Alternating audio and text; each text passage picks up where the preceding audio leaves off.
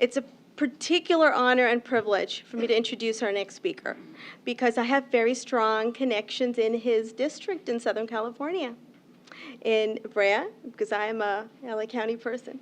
So please give a big, big warm welcome to Congressman Ed Royce.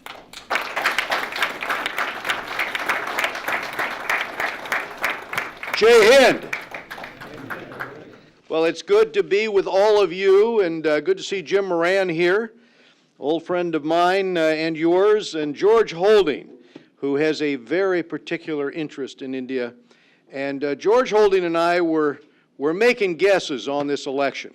What would be the outcome? What would be the margin of victory? And I don't know anybody except Rajnath Singh who thought that margin of victory might be 282. But that was truly impressive.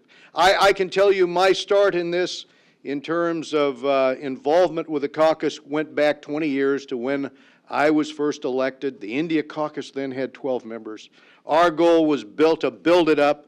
Now it's around 160 members. But what a great time to be involved in the India caucus, because we have watched the growth rate in Gujarat over the last few years average over 10% every year.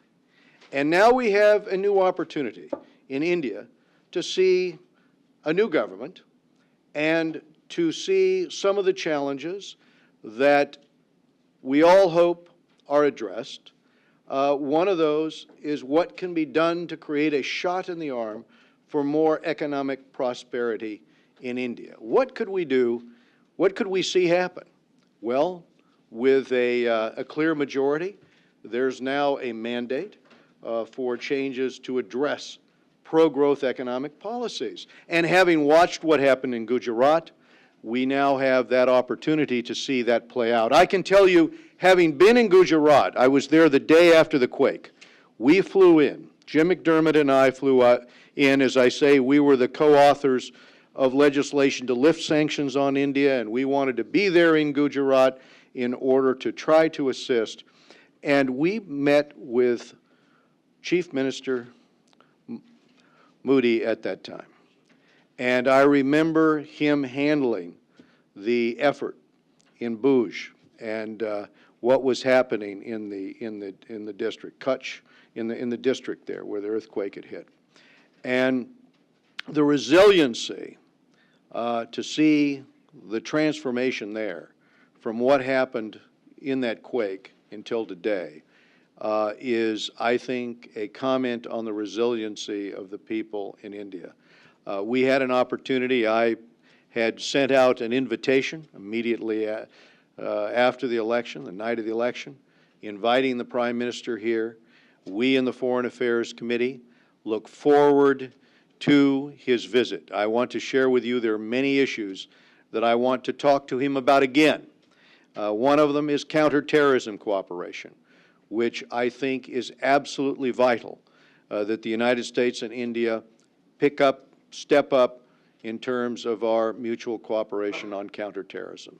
Another is what we can do mutually in order to encourage more economic growth, including trade liberalization. One of the things that's most frustrated me as chairman of the Foreign Affairs Committee is looking at a situation where we see 7 times, 8 times the investment in China as in India, and yet you look at the returns, and the return on investment is better in India. We need to do more to put India on the map for trade and investment, because what's missing so often for entrepreneurs who approach us, businesses come to us and tell us, well, we've had our profits confiscated, we don't have the rule of law there. Precisely. The rule of law exists in India, and the returns are very good for U.S. businesses in India. And I think we have an opportunity for more trade liberalization now and more economic activity. And let's do what we can to get these facts out, that India is the place to invest. And one other point, why not invest in a country that shares our values, that believes in political pluralism, that believes in tolerance, that is committed to our vision of mutual cooperation around the world. You know, the Indian Constitution and the U.S. Constitution have an awful lot of similarities. But the diversity in the United States can only be matched by the diversity in India. So I see going forward an enormous opportunity here for the United States and India to engage to address some of these issues. 90% of the households now in Gujarat have electricity. Uninterrupted power is one of the most important factors in attracting small manufacturing. You know, it's no wonder that exports are 25% of the entire country's productivity, or, you know, that come out of Gujarat compared to 5% of the population. They have uninterrupted power. We in the United States can work with the government in India to expand power distribution across India. So as we go forward, I will look forward very much to the visit of the new Prime Minister to us here in the United States. Nisha and I have talked about this, and we'll be cooperating with our Undersecretary and I have talked about mutual cooperation to make certain going forward that we take advantage of this new opportunity and strengthen the relationship between India and the United States, two great democracies. Thank you very much.